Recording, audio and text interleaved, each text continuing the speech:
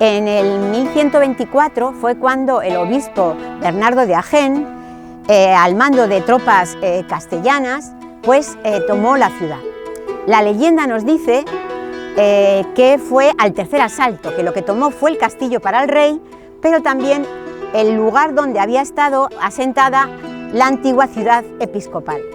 Esa ciudad episcopal la conocemos por la documentación, porque el obispo Protógenes, que es el primero, pues firmó en el tercer concilio de Toledo. Lo que pasa que como Sigüenza está en un camino natural entre la meseta sur y la meseta norte, pues siempre paralelo a Henares hubo esa vía romana que unía Mérida con Zaragoza, por la que todas las invasiones llegan, y por eso Sigüenza en el 711, nada más que llegan a la península los musulmanes, pasó a manos islámicas, y realmente pues durante un tiempo aún vivirían obispos en ella, porque era una ciudad episcopal, pero poco a poco fue perdiéndose la huella de una ciudad episcopal. Entonces, cuando en 1124 llega a Sigüenza este Bernardo de Agen, que había llegado desde Francia con Bernardo de Sedirac, que era el arzobispo toledano, pues ya era obispo de Sigüenza, y lo que hizo es reconquistar la sede y volverla como si dijéramos, a recrear. Pero no solamente eso, sino que pensad que en ese momento Sigüenza se había convertido en dos pequeñas aldeas, una que estaba en el valle, donde hoy es la Alameda, y otra en torno a la Alcazaba islámica.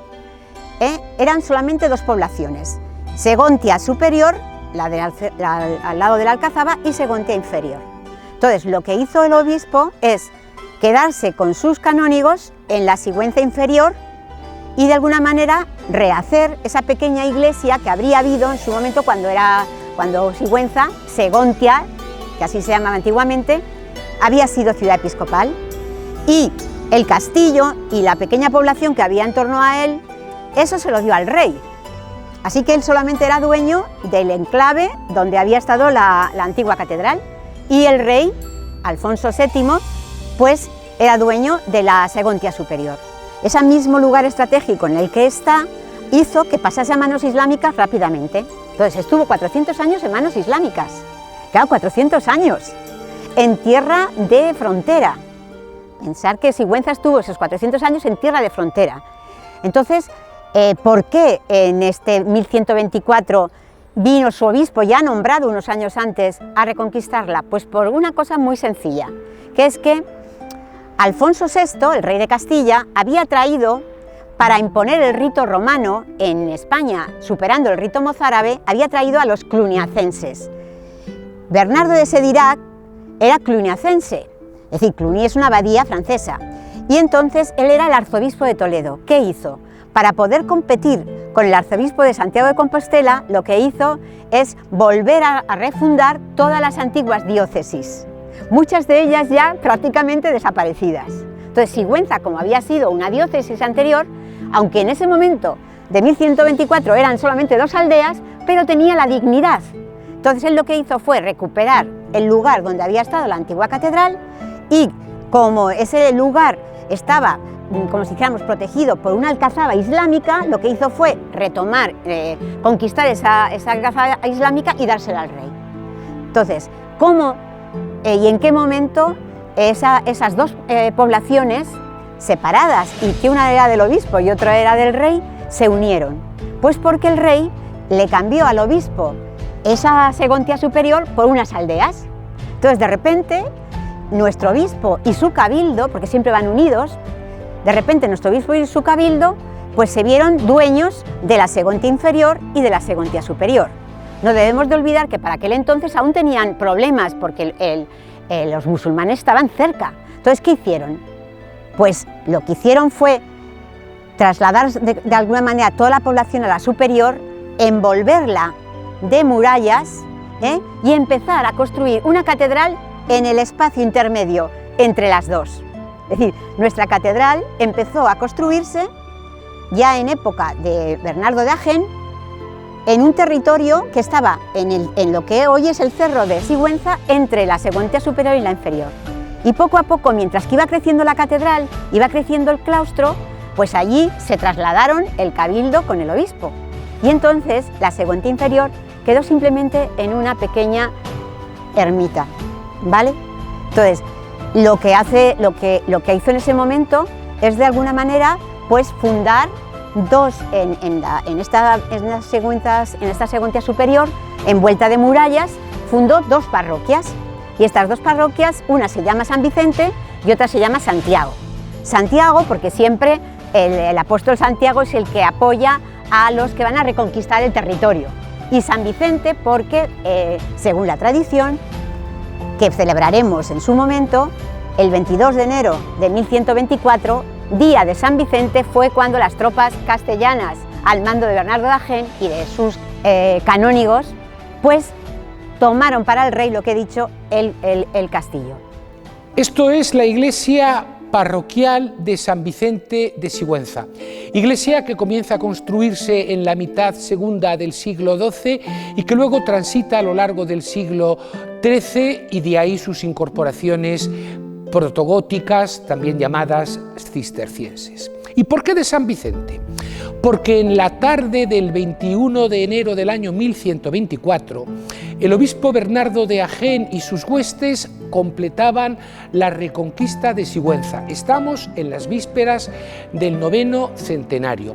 Y cuando uno de sus sucesores, el obispo Cerebruno de Poitiers, empezó a instituir las parroquias en la ciudad, primero instituyó la de Santiago, que se la dedicó al santo apóstol porque habían comenzado las grandes peregrinaciones jubilares y se había concedido el privilegio del año santo compostelano cada vez que el 25 de julio fuera domingo. Y a continuación mandó construir, levantar esta iglesia y la dedicó al santo en cuya víspera se reconquistó la ciudad. El santo lo tenemos a mi derecha, es una talle ya de época posterior, y la iglesia la preside un magnífico Cristo del siglo XIII, un Cristo protogótico, un Cristo con un aire bizantino que ya supera el hieratismo del románico y empieza a mostrarnos una mayor expresividad. Podemos comprobar en él un cubre purezas ya más largo, que le da ese toque de propio de lo que entendemos el arte románico bizantino o protogótico bizantino, y los pies los tiene juntos con un solo clavo para que se pueda expresar de una manera también más nítida, más realista en la movilidad del cuerpo en la cruz, y esa lucha que Jesús, esa agonía que Jesús vive en la cruz para redimirnos.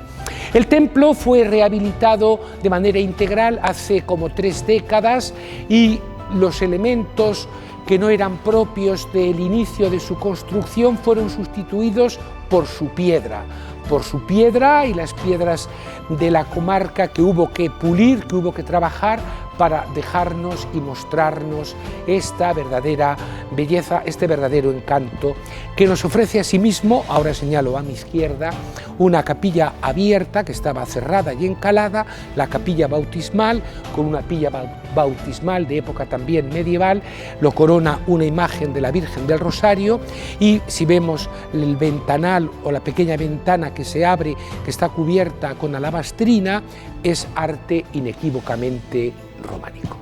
San Vicente, en la actualidad, es uno de los patronos de la ciudad.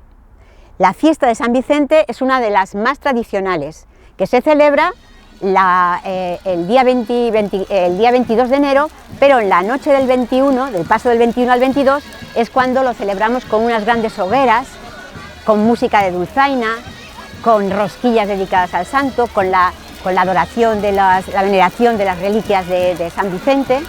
Y entonces eso va a ser el eje principal religioso de la celebración del 9º centenario. Vamos a intentar emular lo que hicieron nuestros antepasados hace 100 años. Hace 100 años se celebró de una manera muy espectacular ese centenario, el 8º centenario de la Reconquista. En la actualidad vamos a intentar hacer lo mismo que se hizo, pero incluir a unos sectores de la población que en aquel momento no se tuvieron en cuenta. Incluir a los jóvenes, incluir a los niños e incluir a las personas más mayores. para que toda la población participe de esta fiesta. En el 2024 en Sigüenza va a haber lo que hay todos los años y más. Cuando alguien venga a acompañarnos en la celebración, lo primero que va a hacer es encontrarse con la ciudad. Va a visitar sus lugares más emblemáticos, va a ver la catedral y en la catedral podrá ver la tumba de Bernardo de Agén, es decir, y podrá ver también el magnífico retablo de Santa Librada en el que se conserva la mitad de los restos de esa mártir que fue martirizada en una pequeña población francesa con la que estamos hermanadas, Santa Librada-sur-Lot, y que trajo esos huesos Bernardo de Agén para fundamentar con ellos la catedral que fundó en la ciudad. En la actualidad, cuando se visita la catedral, son dos focos claves. Uno, recordar la antigüedad que tiene, y otra, ver cómo se destaca esa antigüedad, haciendo que en torno a lo más antiguo que pueden ser esos huesos que se trajeron en el siglo XII, se haya hecho ese magnífico retablo recién restaurado. Pero no solamente eso va a verlo, sino que va a poderse mover entre la catedral y el castillo, es decir, entre los dos lugares que de alguna manera forman parte de esa historia. Y subiendo por la calle Mayor hacia el castillo va a encontrarse con la iglesia de Santiago. Cuando lleguen en el 2024, lleguen a Sigüenza los turistas que nos quieran acompañar, se van a encontrar en la iglesia de Santiago que ya estará en marcha el Centro de Interpretación del Románico, que ahora estamos poniendo la primera piedra, porque antes de iniciar el Centro de Interpretación hubo que restaurar ese edificio.